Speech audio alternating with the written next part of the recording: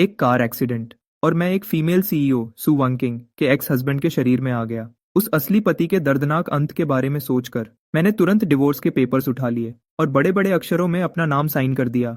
Female CEO का चेहरा गुस्से से तुरंत बदल गया। चेंशु, क्या तुमने इस बारे में अच्छे से सोच लिया है? मेरा दिल एक पल के लिए रुक गया और मैंने जल्दी से अपना वॉलेट जोर से पकड़ लिया। मजाक कर रहे हो क्या? ये ब्रेकअप के बहुत सारे पैसे हैं। मैं मरते दम तक एक पैसा भी वापस नहीं करूंगा। हॉस्पिटल के बेड पर 3 दिन तक लेटे रहने के बाद मैंने आखिरकार मान लिया कि मैं एक दूसरी दुनिया में आ गया हूँ। एक आम कॉलेज स्टूडेंट एक अजीब सी सीईओ वाली नॉवल की दुनिया में आ गया था, वह भी एक बुरे साइड कैरेक्टर के रूप में। और वह कोई और नहीं बल्कि उस फीमेल सीईओ का एक्स हस्बैंड था। अपने खानदान के पैसे और ताकत के दम पर वह बहुत बदतमीजी करता था और खुद को सबसे बड़ा समझता था। उसे ओपनिंग सेरेमोनी में ही फीमेल लीड सू वंकिंग से पहली नजर में प्यार हो गया था। उसके बाद से वह लगातार उसके पीछे पड़ा रहा और हर गंदी चाल चलकर उसने उसे मुझसे शादी करने पर मजबूर किया। सू वनकिंग एक आम नॉवेल की हीरोइन जैसी थी, गरीब परिवार से लेकिन सुंदर और दिमागर की तेज। उसके पापा चल नहीं सकते थे और उसकी माँ बहुत बीमार थी। अपने परिवार के इलाज के पैसे इकट्ठे करने के लिए उसने आखिरकार हार मान ली और मुझसे शादी कर ली। शादी के 5 साल बीत गए। वह एक आम ऑफिस वर्कर से बिजनेस की दुनिया की एक बड़ी स्टार बन गई। हमारा रिश्ता दिन ब दिन खराब होता गया। सू वनकिंग भी धीरे धीरे मेरे काबू से बाहर हो गई। फिर भी मैं इस बात से बिल्कुल बेखबर था और पहले की तरह ही घमंड दिखाता रहा, जब तक एक दिन मैंने उसके पहले प्यार को जमीन पर नहीं गिरा दिया। सू वनकिंग अब और बर्दाश्त नहीं कर सकी और उसने डिवोर्स मांग लिया। ठीक उसी वक्त मेरा कार एक्सीडेंट हो गया। सू वनकिंग तीसरे दिन मुझसे मिलने आई और उसने डिवोर्स के पेपर्स मेरे मुंह पर दे मारे। उस लड़की की आवाज बिल्कुल ठंडी और गुस्से भरी थी। उसके चेहरे पर सिर्फ नफरत और चिढ़ दिख रही थी। चेंशु, क्या तुम्हारा नाटक खत्म हो गया? लेकिन फिर भी जैसे ही मैंने उसका चेहरा साफ साफ देखा, मेरा दिल एक पल के लिए रुक गया। कोई हैरानी नहीं कि इस शरीर का असली मालिक इसके पीछे पागल था। यह चेहरा सच में बहुत सुंदर है। मैंने डिवोर्स के पेपर्स पर देखा, जहां लिखा था कि मुझे कितने पैसे और प्रॉपर्टी मिलेंगे। मेरा दिल रुकने ही वाला था। बाप रे, मैं तो अमीर हो गया। इस शरीर के असली मालिक का परिवार सच में बहुत अमीर था, लेकिन वह एक बदतमीज और जिद्दी इंसान था। और उसका एक छोटा भाई भी था जो हर चीज में उससे बहुत बेहतर था, इसलिए कंपनी का मालिक बनना तो उसके लिए नामुमकिन था। दूसरी तरफ सू वनकिंग का बिजनेस कुछ ही सालों में बहुत बड़ा हो गया था। उसके पास अब बहुत सारा पैसा था। अगर हमारा डिवोर्स होता है तो मुझे मिलने वाले पैसे बहुत ज्यादा होंगे। मैंने अपनी पूरी जिंदगी में अच्छे काम किए हैं, इसलिए अचानक इतना अमीर बनना मेरा ही इनाम है। मिलने वाले पैसों का हिसाब लगाने के बाद मैंने अपनी खुशी को छुपाने की कोशिश की ताकि मेरे चेहरे पर स्माइल ना आ जाए और सू वनकिंग को शक न हो जाए कि कुछ गड़बड़ है। फिर मैंने एक गहरी सांस ली और कहा, मैं डिवोर्स के लिए तैयार हूँ। सू वनकिंग हैरान रह गई। उसने शायद सोचा भी नहीं था कि मैं इतनी जल्दी हाँ कह दूंगा, लेकिन यह मौका जिंदगी में एक ही बार मिलता है। अगर अभी छोड़ दिया तो फिर कभी नहीं मिलेगा। इससे पहले कि वह होश में आती, मैंने जल्दी से पेन उठाया और तुरंत साइन कर दिए। डिवोर्स के पेपर्स पर अपना नाम लिख दिया। सू वनकिंग को लगा कि कुछ तो गड़बड़ है। उसके माथे पर बल पड़ गए। मैंने अपना मुंह दूसरी तरफ घुमाया और ऐसे नाटक किया जैसे मेरा दिल टूट गया हो और कहा, मैंने सोच लिया है सू वनकिंग, अब हम दोनों को एक दूसरे को छोड़ देना चाहिए। उसके बाद मैं काफी देर तक चुप रहा। जब मैं चादर के अंदर छुपकर अपने पैसे गिनने ही वाला था, तभी मैंने देखा कि सू वनकिंग चुपचाप डिवोर्स के पेपर्स को घूर रही है और वहां से जाने का उसका कोई इरादा नहीं लग रहा था। मैंने हैरानी से पूछा, तुम अभी तक गई नहीं? उस सॉन्ग जिंगनियन की चोट अभी तक ठीक नहीं हुई है ना?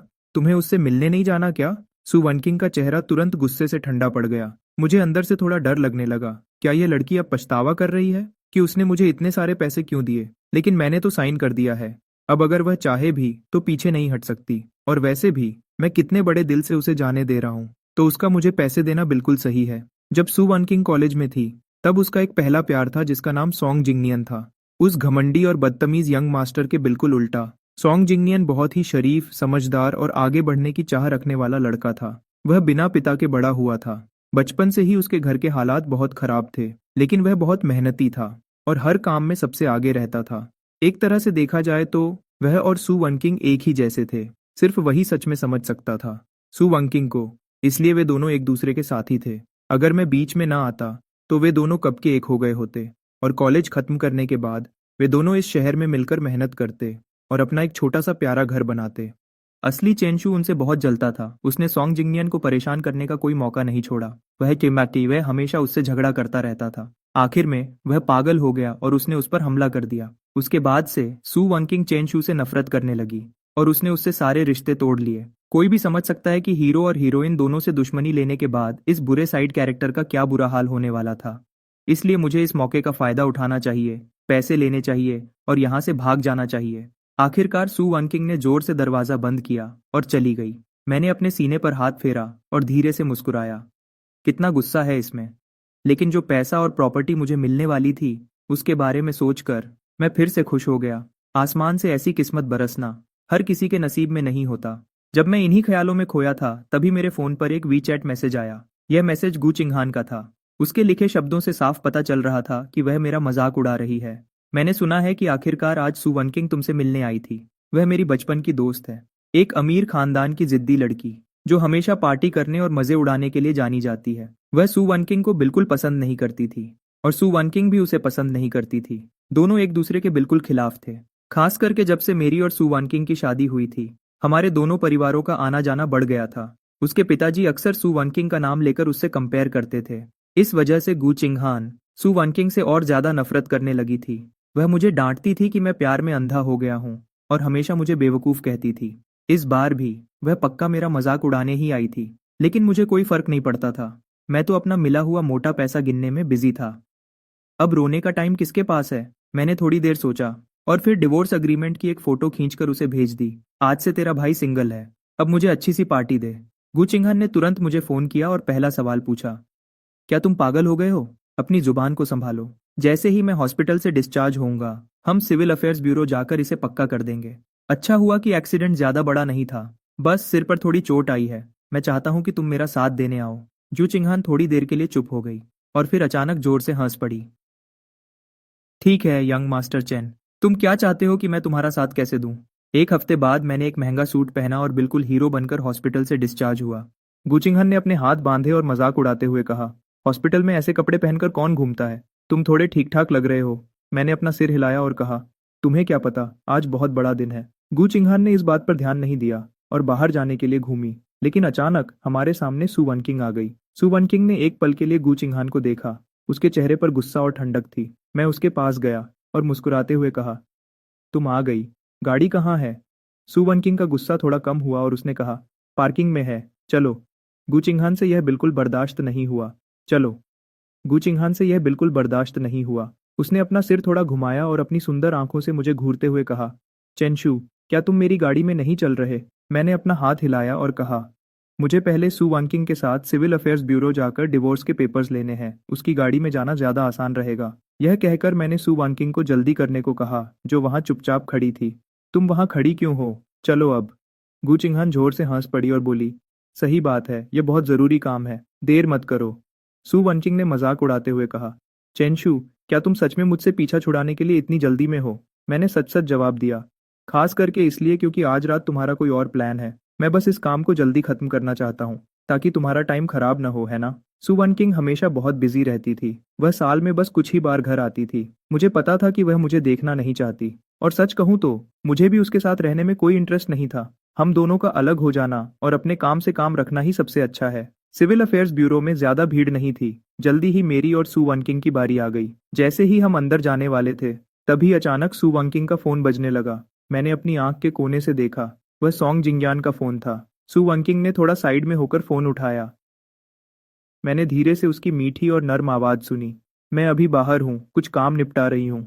उसने कभी भी ऐसी आवाज में मुझसे बात नहीं की थी। यह शादी शुरू से ही एक जबरदस्ती का रिश्ता थी। पूरे 5 साल तक हम दोनों हमेशा एक दूसरे से लड़ते रहे। हमारे लिए साथ में ढंग से खाना खाना भी मुश्किल था, तो ऐसी प्यार भरी बातें करना तो बहुत दूर की बात थी। वहां के ऑफिसर ने हमें 2 बार बोला, आप दोनों को पेपर साइन करने हैं या नहीं? मैंने अपना सिर हिलाया। मुझे इस शरीर के असली मालिक के लिए थोड़ा बुरा लग रहा था। सू वनकिंग के दिल में उसके लिए कोई जगह नहीं थी।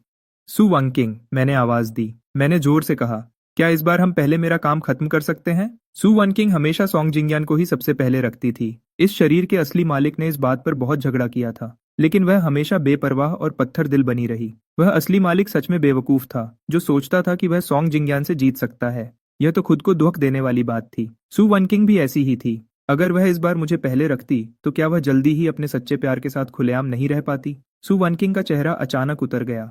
फिर उसने फोन पर दूसरी तरफ खड़े इंसान से कहा, पहले डॉक्टर जांग से अपना चेकअप करवा लो। मैं बस अभी आती हूँ। मैं बस अभी आती हूँ। 20 मिनट बाद जब नया नया डिवोर्स सर्टिफिकेट मेरे हाथ में आया, तो खुशी से मेरी आंखों में आंसू आ गए। मुझे मिल गया। मेरा मोटा पैसा अब मेरे हाथ में है। आज से बस घूमना फिरना और पार्टी करना है, मज़े उड़ाने हैं और एक खुशहाल जिंदगी जीनी है। मैंने पूरे दिल से सू वनकिंग से कहा। सू वनकिंग, तुम्हारा बहुत शुक्रिया। तुम्हारे इस पैसे के लिए शुक्रिया। अब हम कभी एक दूसरे से नहीं मिलेंगे। मैं अभी बाहर ही आया था कि मेरी नज़र गू चिंगहान पर पड़ी। जब मेरी नज़र गू चिंगहान पर पड़ी, बहुत ही चमकीली और सुंदर लाल फेरारी चला रही थी, जो सबका ध्यान अपनी तरफ खींच रही थी। मैंने उसे न देखने की कोशिश की, पर रह नहीं पाया। मैं खुशी खुशी उसकी तरफ बढ़ा। अब मेरे पास पैसे हैं, मुझे उन्हें खर्च करना है। अचानक मेरे पीछे से सू वनकिंग की रोने जैसी आवाज आई। मैंने जल्दी से पीछे मुड़कर देखा। क्या कोई और बात है? सू वंकिंग ने अपने लाल होंठ जोर से दबा रखे थे। एक पल के लिए उसके चेहरे के भाव समझना मुश्किल था। अगर मेरी जगह इस शरीर का असली मालिक होता, तो उसे इस तरह परेशान देखकर वह तब तक पूछता रहता जब तक उसे जवाब न मिल जाता। लेकिन अब मुझ में नाटक करने की हिम्मत नहीं थी। अगर कोई बात नहीं है तो मैं जा रहा हूँ। मैंने अपनी चाल तेज कर दी। मेरे जैसे आम इंसान के लिए कहानी के हीरो और हीरोइन से जितना दूर रहो उतना ही सुकून मिलता है। जब मैं गूचिंग हान की गाड़ी में बैठकर निकल गया, तो मैंने पीछे देखने वाले शीशे में देखा। सू वानकिंग वहां अकेले खड़ी थी और उसके आसपास से गाड़ियां और लोग गुजर रहे थे। फिर भी वह बहुत अकेली लग रही थी। अब मेरे जैसा परेशान करने वाला इंसान उसके पीछे नहीं था। वह आखिरकार आजाद हो गई थी, है ना? गूचिंग हान ने मेरी तरफ एक नजर देखा। मैंने बिना किसी दुख के खुशी से जवाब दिया, तुमने अपने क्लब की सुंदर लड़कियों को मेरे लिए बचाकर रखा है ना? गूचिंग हन बिल्कुल हैरान रह गई। मैं तो फालतू में परेशान हो रही थी।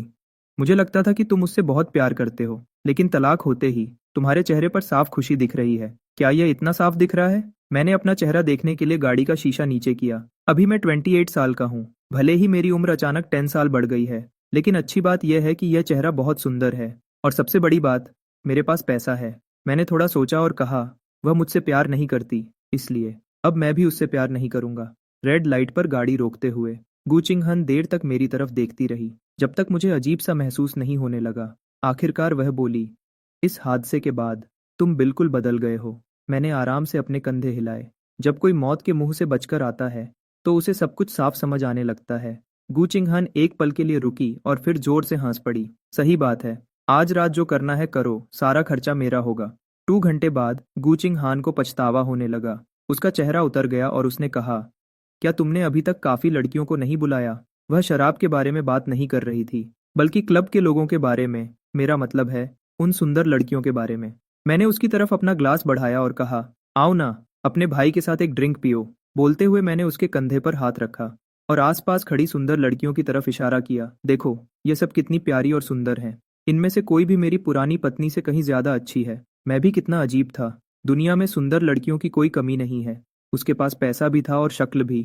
तो फिर वह एक ही लड़की के पीछे क्यों पागल था? गूचिंग हान ने कहा, चलो अच्छा है, तुम्हें समझ तो आया। एक पतली सी लड़की मेरे पास आई और मेरे ग्लास में ड्रिंक डालने लगी। वह बहुत ही सीधी सादी लग रही थी। सर, इसे पीकर देखिए। हाँ बिल्कुल। मैंने खुशी से ग्लास लेने के लिए हाथ बढ़ाया, लेकिन गूचिंग हान ने ग्लास छीन लिया और कहा, ऐसे ही कुछ भी मत पियो। तुम अभी हॉस्पिटल से आए हो, मैं तुम्हारे लिए दोबारा एम्बुलेंस नहीं बुलाना चाहती। यह कहकर उसने उस लड़की को घूरा। लड़की का चेहरा डर के मारे पीला पड़ गया। उसने जल्दी से अपना सिर झुकाया और माफी मांगी। मुझे माफ कर दीजिए सर, मुझे नहीं पता था। मैंने अपना हाथ हिलाया और कहा, कोई बात नहीं, आज मेरा मूड बहुत अच्छा है। फिर मैंने मुस्कुराकर गूचिंग हान की तरफ देखा और कहा, तुम भी कमाल हो। यह तो गलत बात है। तुम खुद तो जो चाहे करो और मुझे एक छोटा सा काम भी न करने दो। जब तुम्हारे दोस्त तुम्हें ड्रिंक पिला रहे थे, तब तो तुम मजे से पी रही थी, तो फिर मेरे वक्त पर ऐसा क्यों? गूचिंग हन गुस्से में हंस पड़ी। तुम इन दोनों बातों को एक जैसा कैसे कह सकते हो? क्यों नहीं कह सकता? मैंने ठान लिया था कि मैं फिर से एक अमीर और बेपरवाह लड़का बनूंगा और जो मेरा मन करेगा वह करूंगा। गूचिंग हान ने अचानक पूछा, वैसे क्या तुम्हारे घर वालों को इस बारे में पता है? मैं हैरान रह गया। अरे यार, मैं तो इस बारे में बिल्कुल भूल ही गया था। इससे पहले कि मैं कुछ बोल पाता, गूचिंग हान मेरा चेहरा देखकर सब समझ गई। मुझे पता था कि तुम्हारी उन्हें बताने की हिम्मत नहीं हुई। इस शरीर के असली मालिक के रिश्ते उसके घर वालों के साथ अच्छे नहीं थे। उसके माँ बाप बहुत जिद्दी और पुराने ख्यालात के थे और वह उसके छोटे भाई को ज्यादा प्यार करते थे। उसका मिजाज थोड़ा जिद्दी था। जब वह सू वनकिंग से शादी करना चाहता था, तो उसका अपने घर वालों के साथ बहुत बड़ा झगड़ा हुआ था। बाद में जब सू वनकिंग का करियर बहुत अच्छा चलने लगा, तो उसके घर वालों का बर्ताव पूरा बदल गया। वो बार बार उसे डांटते भी थे, सू वनकिंग के साथ उसकी लड़ाई को लेकर। साफ बात तो यह है कि इस बुरे सपोर्टिंग कैरेक्टर की पहले की जिंदगी बिल्कुल भी आसान नहीं थी। लेकिन जो भी हो, अब डिवोर्स के पेपर्स मेरे हाथ में हैं। अब डरने की क्या बात है? इसके बाद के दिनों में जिंदगी मेरी सोच से भी ज्यादा खुशहाल हो गई थी। मैंने काम वाली से कहकर सू वनकिंग का सारा सामान पैक करवाया और उसे वहां से भेज दिया। यह विला असल में शादी के बाद का घर था, जिसे इस शरीर के असली मालिक के माँ बाप ने उनके लिए खरीदा था। लेकिन सू वानकिंग को यहाँ रहना पसंद नहीं था। शायद इस जगह का कोना कोना उसे याद दिलाता था उस अपमान की जो असली मालिक की वजह से उसे झेलना पड़ा था। शुरू में वह ज्यादातर अपनी कंपनी में ही सो जाती थी। बाद में जब उसका करियर अच्छा चलने लगा तो उसने ऑफिस के पास एक अपार्टमेंट खरीद लिया। असली मालिक एक बार वहां गया था, जहां अचानक उसकी मुलाकात सोंग जिंगयान से हो गई। हालांकि सोंग जिंगयान ने तुरंत सफाई दी कि वह वहां सिर्फ बारिश से बचने के लिए थोड़ी देर के लिए रुका था। लेकिन असली मालिक के गुस्से को देखते हुए वह कैसे शांत रहता। उस वक्त उसकी और सू वानकिंग की बहुत बड़ी लड़ाई हुई। उन दोनों ने एक पूरे महीने तक एक दूसरे से बात नहीं की। आखिर में असली मालिक ही था जो इस बात को झेल नहीं पाया और उसने खुद ही पीछे हटकर समझौता कर लिया। इसमें उसकी क्या गलती थी जब उसकी आंखों और दिल में सिर्फ सू वानकिंग ही बसी थी। चलो, अब तो बहुत अच्छा है। ये बड़ा और आलीशान 3 मंजिला विला अब सिर्फ मेरा है। सू वानकिंग का यहाँ ज्यादा सामान नहीं था, लेकिन उसे साफ करने के बाद मुझे यह घर थोड़ा खाली लगा, इसलिए मैं तुरंत शॉपिंग करने निकल गया। फिर मैं अपनी पसंदीदा दुकानों पर एक राजा की तरह उंगली उठाकर सामान चुनने लगा। मुझे यह चाहिए और वह भी चाहिए, मुझे इनकी जरूरत नहीं है, बाकी सब मेरे लिए पैक कर दो। अभी करता हूँ मिस्टर चेन। स्टोर मैनेजर खुशी से खिल उठा। कई सेल्स वाले मेरे पीछे पीछे मेरे बैग्स उठाए चल रहे थे। अचानक जैसे ही मैं दरवाजे से बाहर निकला, मेरी मुलाकात सू वनकिंग से हो गई। मुझे देखकर वह वहीं रुक गई।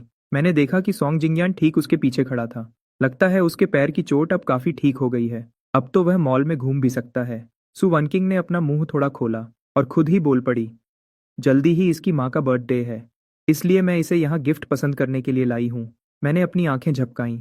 वह मुझे ये सब क्यों बता रही है? मुझे इससे कोई फर्क नहीं पड़ता था, लेकिन तमीज के नाते मैंने बस अपना सिर हिला दिया। लेकिन इससे पहले कि मैं वहां से जाता, सोंग जिंगयान बोल उठा। वह थोड़ा शर्मिंदा दिख रहा था।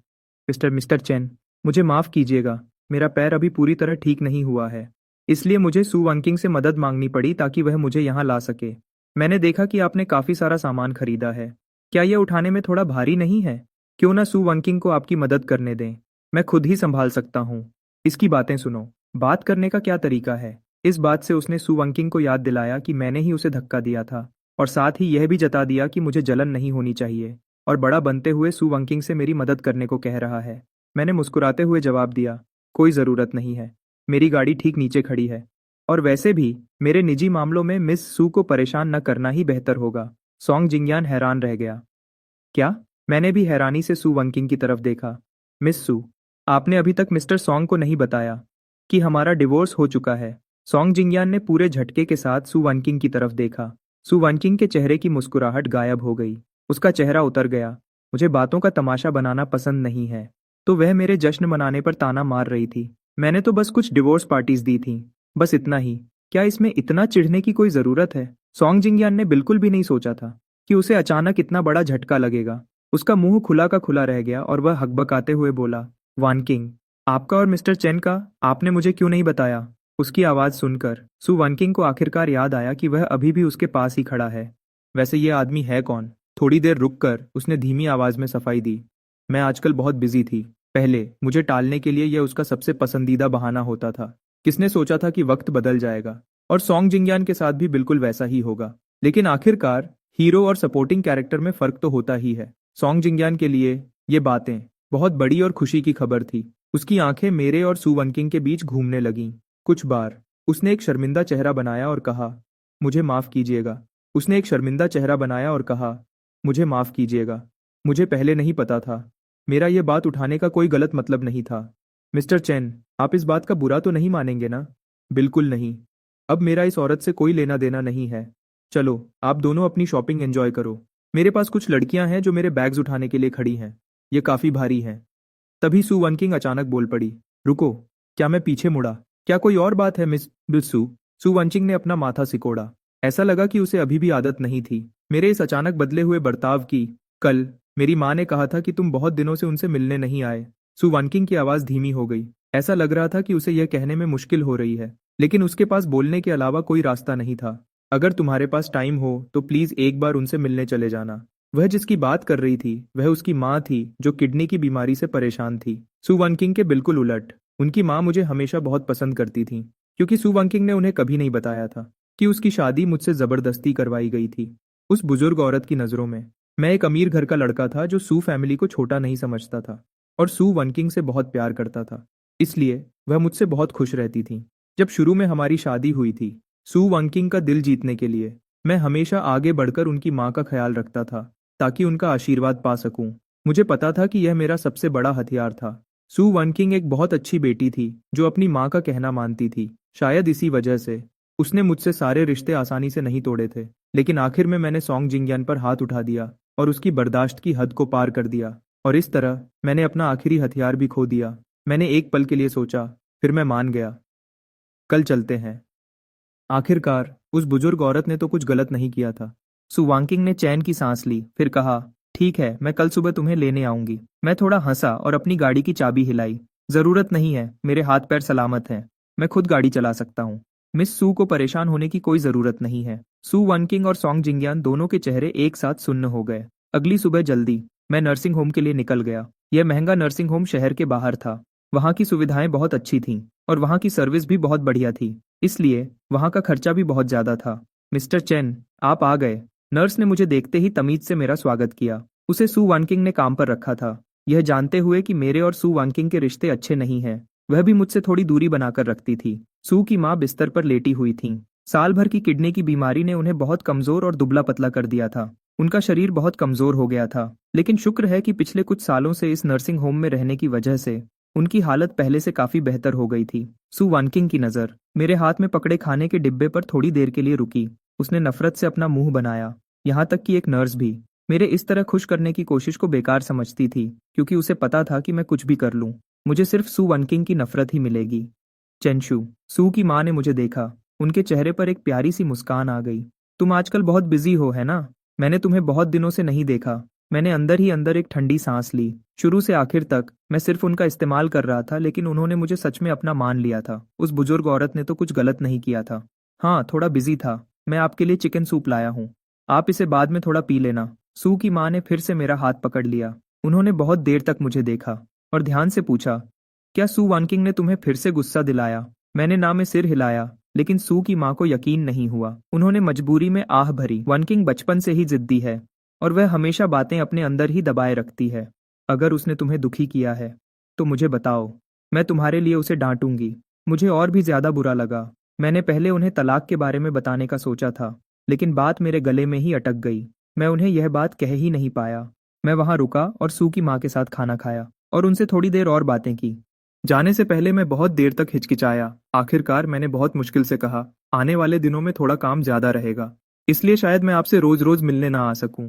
मैं पहले अपना आना जाना कम करूंगा, फिर कोई सही वक्त देखकर उन्हें बता दूंगा। शायद ऐसा करना ही सबसे बेहतर होगा। यह बात हमेशा के लिए तो नहीं छुप सकती थी। अगर मैं मान भी जाता तो भी सू वनकिंग इस बात को नहीं मानती। अगर मैं यहाँ बार बार आता तो उसे लगता कि मेरे दिमाग में अभी भी कोई चालाकी चल रही है। सू की माँ ने मेरा हाथ थपथपाया। उन्होंने धीरे से आह भरी। चेंशु, तुम बहुत अच्छे बच्चे हो। पिछली बार जो हुआ वह वनकिंग की गलती थी। चाहे वह मेरे सामने इस बारे में बात ना करे, पर मैं जानती हूँ कि वह अंदर से बहुत परेशान है। उसे इस बात का बहुत पछतावा है। वह तुम्हें बहुत पसंद करती है। बच्चा चला गया, वह भला कैसे दुखी नहीं होगी? मेरा दिल जोर से धड़का। बच्चा? हाँ, सही बात है। यही वह वजह थी जिसने रिश्ते को खराब किया था, जिस वजह से इस शरीर के असली मालिक और सू वनकिंग का रिश्ता पूरी तरह टूट गया था। हाँ, पिछली जिंदगी में इस शरीर के असली मालिक और सू वनकिंग का सच में एक बच्चा था। और ऐसा इसलिए हुआ क्योंकि उसने एक बिजनेस डिनर पर सू वनकिंग के नशे में होने का फायदा उठाया और उसे पाने के लिए हर तरह की चालाकी की। यह बच्चा किसी अच्छे तरीके से नहीं आया था, लेकिन असली मालिक की नजर में यह सू वनकिंग को अपने पास रोक कर रखने का सबसे बड़ा हथियार था। प्रेग्नेंट होने का पता चलने के बाद सू वनकिंग को अपने पहले प्यार सॉन्ग जिंगयान के लिए बुरा लग रहा था, लेकिन दूसरी तरफ वह अपने ही खून को खत्म नहीं करना चाहती थी। आखिर में उसने बच्चे को चुना। उसका अपना बचपन पहले ही बहुत मुश्किल रहा था, इसलिए वह नहीं चाहती थी कि उसका बच्चा पैदा हो एक टूटे हुए परिवार में। उस दौरान असली मालिक के साथ उसका रिश्ता सबसे अच्छा चल रहा था। वह उसके लाए हुए अच्छे खाने को चुपचाप खा लेती थी और बच्चों को पालने वाली किताबें पढ़ने पर ध्यान देती थी। वह सच में एक अच्छी माँ बनना चाहती थी, इसलिए मिसकैरेज होने के बाद उसने असली मालिक से अपना रिश्ता पूरी तरह खत्म कर लिया। यह सच में बहुत अजीब बात है। सू वनकिंग के प्रेग्नेंट होने के बाद असली मालिक ने देखा कि उसका बर्ताव अच्छा हो रहा है, तो उसने और ज्यादा फायदा उठाना शुरू कर दिया।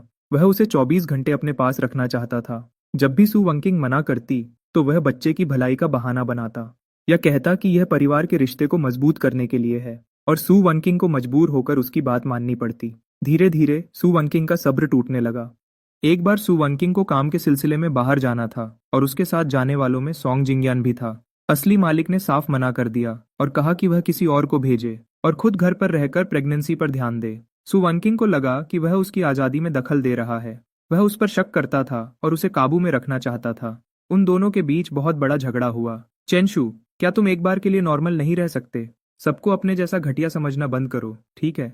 यह कहकर सु वनकिंग ने जोर से दरवाजा बंद किया और चली गई। इसका नतीजा यह हुआ कि उसी रात असली मालिक को खबर मिली कि बहुत ज्यादा गुस्से की वजह से सु वनकिंग का मिसकैरेज हो गया है। आप सोच सकते हैं, जैसे ही यह हुआ उनका रिश्ता तुरंत टूट गया और उनके बीच एक भयानक झगड़ा हुआ। अगर पहले की बात करें तो सु वनकिंग को असली मालिक से सिर्फ नफरत थी, लेकिन इसके बाद वह नफरत और भी गहरी हो गई। उसने फिर कभी उस घर में कदम नहीं रखा और उससे पूरी तरह रिश्ता तोड़ लिया। फिर एक दिन असली मालिक ने सॉन्ग जिंगयान के पास जाकर उसे सीढ़ियों से नीचे धक्का दे दिया। यह आखिरी हद थी। मैं थोड़ी देर खामोश रहा, फिर मैंने कहा, अब ये सब पुरानी बात हो गई है। पुराना चेंशु मर चुका है। ये सब यहीं खत्म होता है। नर्सिंग होम से निकलते वक्त मेरा मूड थोड़ा खराब था। मुझे नहीं पता था कि ये मदर सू की वजह से था या फिर पुराने चेंशु की वजह से, लेकिन वह थोड़ी सी उदासी उसी वक्त गायब हो गई जब मुझे एहसास हुआ कि मैंने गलती से अपनी कार की चाबी कचरे के डिब्बे में फेंक दी थी और मेरी परेशानी हद से ज्यादा बढ़ गई। परेशानी में मैंने गूचिंग हान को फोन किया ताकि वह मुझे लेने आ सके। सुनते ही गूचिंग हान को यह बात बहुत अजीब लगी। क्या मैं तुम्हारी ड्राइवर लगती हूँ? क्या मैं बस तुम्हारे हुक्म का इंतजार करती रहूं? ऐसा नहीं है कि मैं तुम्हें पैसे नहीं दूंगा, मैंने कहा। गूचिंग हान, यह नर्सिंग होम बहुत दूर और सुनसान जगह पर है। यहाँ कोई टैक्सी मिलना नामुमकिन है। इसलिए गूचिंग हान न चाहते हुए भी गाड़ी चलाकर वहां आई। जब हम घर पहुंचे तो अंधेरा हो चुका था और सबसे बड़ी बात, बाहर तेज बारिश हो रही थी। बाहर तेज बारिश को देखते हुए मैंने थोड़ी दया दिखाई और गूचिंग हान को अंदर बुला लिया। मैंने उसे दूसरी मंजिल पर गेस्ट रूम दे दिया। अगली सुबह उम्मीद से पहले ही किसी ने दरवाजे की घंटी बजाई। मैंने आधी आंख खोली और नींद में ही दरवाजा खोलने चला गया। बाहर जो खड़ी थी वह कोई और नहीं बल्कि सु वनकिंग थी। वह बस कुछ बोलने ही वाली थी कि तभी सीढ़ियों से आने की आवाज सुनाई दी। गूचिंग हन की आवाज आई, जिसमें नींद से जगाए जाने का गुस्सा साफ पता चल रहा था। कौन है? सु वनकिंग का चेहरा तुरंत बिल्कुल ठंडा पड़ गया। उसका एक एक शब्द ऐसे निकल रहा था जैसे वह गुस्से में दांत पीस रही हो। लगता है मैं गलत वक्त पर आ गई। तुम दोनों को परेशान करने के लिए माफी चाहती हूँ। मैंने मन ही मन गुस्से से अपनी आंखें घुमाई। तो तुम्हें पता है कि तुमने किसी की नींद खराब की है, और वैसे भी ये कैसा बर्ताव है? ये मेरा घर है, ठीक है? तुम तो बस मेरी एक्स वाइफ हो। तुम्हें गुस्सा होने का क्या हक है? ऐसा चेहरा बना रही हो जैसे मैंने तुम्हें धोखा दिया हो। ये सब किसके लिए है? तुमने इतने समय तक मुझे धोखा दिया और मैं इतना बड़ा दिल वाला था कि मैंने जाने दिया। मैंने अपना सिर घुमाया और गूचिंग हान से जोर से कहा, कुछ नहीं है, तुम जाकर सो जाओ। गूचिंग हान नखरे दिखाने वालों को संभालना अच्छे से जानती थी। आखिर वह मेरी वजह से ही बारिश में यहाँ फंसी थी। मैं ऐसा नहीं कर सकता था कि उसे ढंग से सोने भी न दूं। गूचिंग हान ने सु वनकिंग को देखा और लगता है उसकी नींद पूरी तरह खुल गई। उसने हल्के से मुस्कुराते हुए कहा, हमारे यहाँ कोई मेहमान आया है। अगर मैं अभी सो गई तो ये बदतमीजी होगी। चेंशु, सच में तुम उन्हें अंदर बैठने के लिए क्यों नहीं कहते? मुझे कोई परवाह नहीं थी, इसलिए मैंने वापस सु वनकिंग की तरफ देखा। मेरा उसे अंदर बुलाने का बिल्कुल मन नहीं था। मैंने अभी अभी उसका सारा सामान बाहर निकालकर साफ किया था। मैं इस घर को गंदा नहीं करना चाहता था, नहीं तो काम वाली को इसे फिर से साफ करने की परेशानी होती। मैंने आगे बढ़कर पूछा, मिस सु वनकिंग, आप इतनी सुबह सुबह यहाँ कैसे आई हैं? सु वनकिंग का चेहरा थोड़ा पीला पड़ गया। साफ था कि गुचिंगहान की उन ताना मारने वाली बातों ने उसे बहुत गुस्सा दिला दिया था, लेकिन वह गुस्सा नहीं निकाल सकती थी। अगर ये पहले की बात होती तो वह इस घर की मालकिन की तरह बर्ताव करती और गुचिंगहान से कहती कि यहाँ से चली जाए। लेकिन अब वह गुचिंगहान के बराबर भी नहीं थी। वह तो घर के अंदर भी नहीं आ सकती थी। लेकिन इस तरह की औरतें सब्र करना अच्छे से जानती हैं। सु वनकिंग भी ऐसी ही थी। उसने एक गहरी सांस ली, गुचिंगहान को पूरी तरह इग्नोर किया और अपने बैग से एक चाबी निकाली। तुम कल इसे मेरी माँ के घर छोड़ आए थे। उन्होंने मुझसे कहा कि मैं इसे तुम्हारे पास पहुंचा दूं। उसके कहने का मतलब यह था कि वह यहाँ सिर्फ अपनी माँ के कहने पर आई है। शुक्रिया। मैंने चाबी ले ली। वैसे तुम्हें यहाँ तक आने की तकलीफ उठाने की जरूरत नहीं थी, मेरे पास एक और चाबी है। सु वनकिंग कुछ देर के लिए चुप हो गई। मैंने कुछ सेकंड्स इंतजार किया। मेरा सब्र अब खत्म हो रहा था। मैंने उसे आराम से याद दिलाया, मिस सु वनकिंग, क्या कोई और बात है? अगर सु वनकिंग जाने का यह साफ इशारा नहीं समझ पाती तो आज वह जिस मुकाम पर है वहां तक पहुंचने की उसकी सारी मेहनत बेकार जाती। उसने अपने होंठों को जोर से दबाया, नहीं, और दरवाजा बंद होने की आवाज आई। मैंने उसके मुंह पर ही दरवाजा बंद कर दिया। गु चिंगहान सीढ़ियों पर खड़ी मुझे देख रही थी। मुझे अजीब लगा। मैंने कहा, तुम तो सोने जा रही थी ना, मुझे ऐसे क्यों घूर रही हो? गु चिंगहान ने अपनी आंखें थोड़ी छोटी कीं, अपने हाथ सीने पर बांधते हुए बोली, कुछ नहीं, बस ये सोच रही थी कि तुम्हारा अपनी एक्स वाइफ के लिए बर्ताव कुछ ज्यादा ही बेरहम लग रहा है। मैं बिल्कुल चुप हो गया। अगर तुम्हारे पास कहने को कुछ अच्छा नहीं है तो चुप रहो। गु चिंगहान ने अपनी ठुड्डी ऊपर उठाई। चेंशु, मुझे मत बताओ कि तुम नहीं देख सकते कि वह क्या सोच रही है। मैंने पलटकर पूछा। क्या सोच रही है? गु चिंगहान पीछे की तरफ झुकी और आलस से बोली, वह तुमसे मिलना चाहती थी। नहीं तो वह इतनी सुबह सुबह भागती हुई यहाँ कभी नहीं आती, सिर्फ एक कार की चाबी खुद देने के लिए। और जब उसने मुझे इस घर में देखा तो उसका चेहरा इतना खराब नहीं बनता। मैंने अपना सिर हिलाया। तो क्या हुआ? गु चिंगहान ने रेलिंग पर अपनी उंगलियां चलाईं और आराम से पूछा, तुम्हें कुछ महसूस नहीं होता? क्या महसूस होगा? क्या उसके वापस आने पर मैं एक कुत्ते की तरह उसके पीछे भागूं? मुझे यह थोड़ा मजाकिया लगा। गु चिंगहान ने मेरी तरफ देखा। उसकी आंखों में एक चमक थी। वह थोड़ी सीधी होकर खड़ी हो गई। मैंने अपने कंधे उचकाए। मुझे तो बस लगता है कि मैंने उसे तलाक देने में बहुत देर कर दी। अगर मुझे पहले पता होता कि वह कैसी लड़की है तो मैं उसे बहुत पहले ही छोड़ देता। मैंने बिना वजह अपना इतना वक्त खराब किया। कू चिंगहान ने शायद मेरे मुंह से ऐसी बात सुनने की उम्मीद नहीं की थी। उसने कुछ देर मुझे घूरा और फिर अचानक अपना सिर घुमाया और जोर से हंस पड़ी। बुरा नहीं है चेंशु, आखिरकार तुमने थोड़ी समझदारी दिखाई। मुझे थोड़ा अच्छा लगा। मुझे थोड़ा अच्छा लगा। मैंने भी उसकी तारीफ करते हुए कहा, अरे बस करो, मैं तो अभी भी तुमसे बहुत पीछे हूँ। तुम तो इस खेल की असली खिलाड़ी हो, जो बिना किसी दाग के हर मुश्किल से निकल जाती हो। गू चिंगहान थोड़ी परेशान हो गई। मैंने तुम्हें कितनी बार बताया है, मेरा उन लड़कों के साथ कोई चक्कर नहीं है। मैंने तुरंत उसकी हाँ में हाँ मिलाई। मुझे पता है, मुझे पता है। मालकिन, आप तो बस दिखावे के लिए उनके साथ खेल रही हैं। आपको अभी तक आपका सच्चा प्यार नहीं मिला है। क्या सभी कहानियों में ऐसा नहीं लिखा होता कि नखरेबाज लड़की को आखिरकार अपना सच्चा प्यार मिल ही जाता है और वह अपने पुराने सारे हिसाब किताब को 10 गुना करके चुकाती है, 10 गुना करके चुकाती है। गू चिंगहान ने मुझे हैरानी से देखा और बस एक बात कही, मुझे पता था कि तुम जैसे बेवकूफ से बात करने का कोई फायदा नहीं है। फिर वह वापस सोने चली गई। मैं दोपहर तक सोता रहा। जब पेट में भूख की वजह से मेरी आंख खुली तो मैंने देखा कि मेरे फोन पर बहुत सारी मिस्ड कॉल्स और मैसेजेस आए हुए थे। यह सब इस शरीर के असली माँ बाप के थे। उन्हें देखते हुए मुझे समझ आया कि उन्होंने अचानक मुझे फोन क्यों किया था। उन्हें सू वंकिंग के साथ मेरे तलाक के बारे में पता चल गया था। क्या तुमने और सू वंकिंग ने तलाक ले लिया? तुम आखिर सोच क्या रहे हो? मैंने तुम्हें कितनी बार बताया है, सू वंकिंग की कंपनी बहुत तेजी से आगे बढ़ रही है। हम तो उनके साथ बिजनेस की बात भी कर रहे हैं। अब जब तुमने ये कर दिया है तो हम क्या करेंगे? तुम अब बड़े हो गए हो।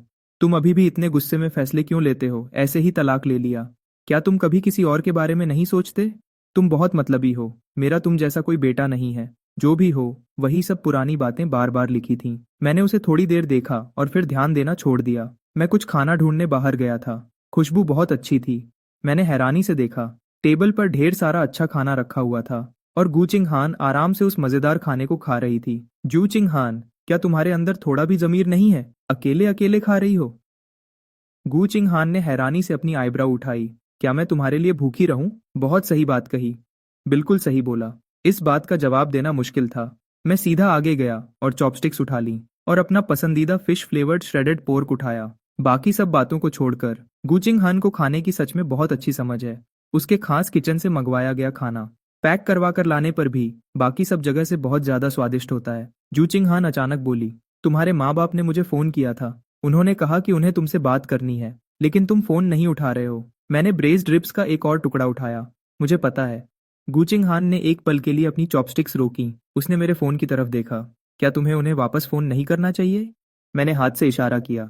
कोई जरूरत नहीं है, उन्हें बोलने दो। जो होना था वह हो गया। अब वह मेरा कुछ नहीं बिगाड़ सकते। तभी मेरे फोन की घंटी फिर से बजी। दूसरी तरफ से तुरंत चिल्लाने की आवाज आई, चेंशु, अभी के अभी सू युआनकिंग के पास जाओ। उससे कहो कि तुम गलत थे। उससे कहो कि तुमने गुस्से में ऐसा किया और उससे वापस शादी करने की भीख मांगो। उस तेज औरत की आवाज सुनकर मैंने अपना मुंह बनाया। मैंने फोन को अपने कान से थोड़ा दूर किया। रुमारे, इनकी हिम्मत तो देखो, कितने बड़े सपने देख रहे हैं। डांट खाना या सू युआनकिंग के हाथों मरना। मुझे अच्छी तरह पता है कि दोनों में से क्या ज्यादा बुरा है। चेंशु, क्या तुम मेरी बात सुन भी रहे हो? मैंने आखिरकार जवाब दिया। हाँ, मैं सुन रहा हूँ, लेकिन यह बहुत मुश्किल होगा। सीधी बात है, मैं यह नहीं कर सकता। दूसरी तरफ से वह और भी ज्यादा गुस्से में आ गई। चेंशु, क्या अपने माँ बाप से बात करने का यही तरीका है? मैं हैरान था। क्या तुमने पहले नहीं कहा था कि अब तुम्हारा कोई बेटा नहीं है? क्या तुम भूल गईं? दूसरी तरफ बिल्कुल खामोशी छा गई।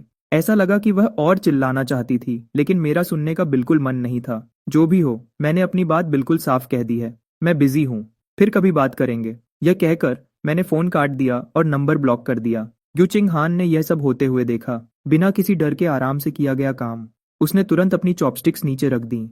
उसने मुझे ऊपर से नीचे तक देखा। बहुत अच्छे, चेंशु।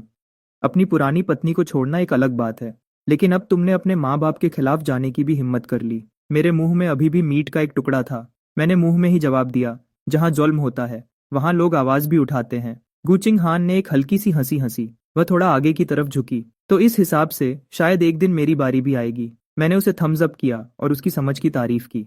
मुझे उसके इस रिएक्शन पर बिल्कुल हैरानी नहीं हुई। वह इस शरीर के असली मालिक के साथ बड़ी हुई थी। वह अच्छी तरह जानती थी कि पुराना चेंशु कैसा था। जो चीजें मैं अभी कर रहा था, उसके हिसाब से उन्हें एक ही लाइन में कहा जा सकता था कि मैं बिल्कुल पागल हो गया हूँ। लेकिन अगर देखा जाए तो जो कोई भी इस मुश्किल में फंसेगा वह भी पागल हो जाएगा। बिना किसी हीरो की ताकत के एक बुरा साइड कैरेक्टर बनना, इसका मतलब है कि जिंदा रहने के लिए जल्दी भागना पड़ेगा। ओह हाँ, मेरे लिए एक नई जगह ढूंढने में मदद करो। ये जगह बुरी नहीं है, लेकिन यहाँ लोग बार बार आकर परेशान करते हैं।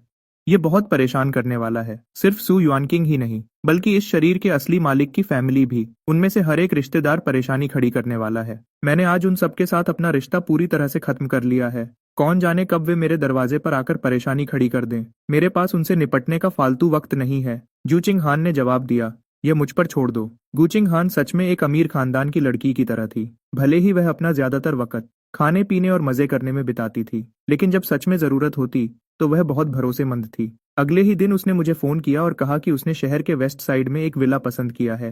पहला मालिक बाहर देश चला गया है, उन्हें जल्दी बेचना है। ये नया बना है और अभी तक कोई इसमें नहीं रहा है। तुम्हें सच में बहुत सस्ते में मिल गया। मैं उसके इस जल्दी काम करने से बहुत खुश था। उसी दिन मैं गुचिंग हान को अपने साथ ले गया, मालिक के साथ कॉन्ट्रैक्ट साइन करने के लिए। हमने बहुत जल्दी से नाम बदलवाया और साथ ही पुराने विला को बेचने के लिए भी डाल दिया। मैंने एक मूविंग कंपनी को फोन किया। सामान उठाने वाले लोग ऊपर नीचे भागते रहे, बिना रुके काम करते रहे। एक तरफ खड़े होकर देखते हुए मैं हैरान था। सिर्फ इस घर बदलने के दौरान ही मुझे पता चला कि असली मालिक के पास कितना सारा सामान था। क्या मुझे इन लोगों को इस सब के लिए अलग से पैसे नहीं देने चाहिए? मिस्टर चेन, इस बॉक्स में क्या है? ये बहुत भारी है। एक मूवर तीसरी फ्लोर से एक बड़ा डब्बा नीचे लेकर आया। डब्बा अच्छे से बंद था। बाहर से देखकर नहीं पता चल रहा था कि अंदर क्या है। जैसे ही मैं आगे बढ़कर देखने वाला था, मुझे अचानक एक फोन कॉल आया। हेलो, सुनिए, क्या आप मिस्टर चेन हैं? मैं तीसरे पीपल्स हॉस्पिटल से बोल रहा हूँ। आपकी पत्नी अचानक सड़क पर बेहोश हो गई। क्या आप जल्दी से यहाँ आ सकते हैं? मैं हैरान रह गया।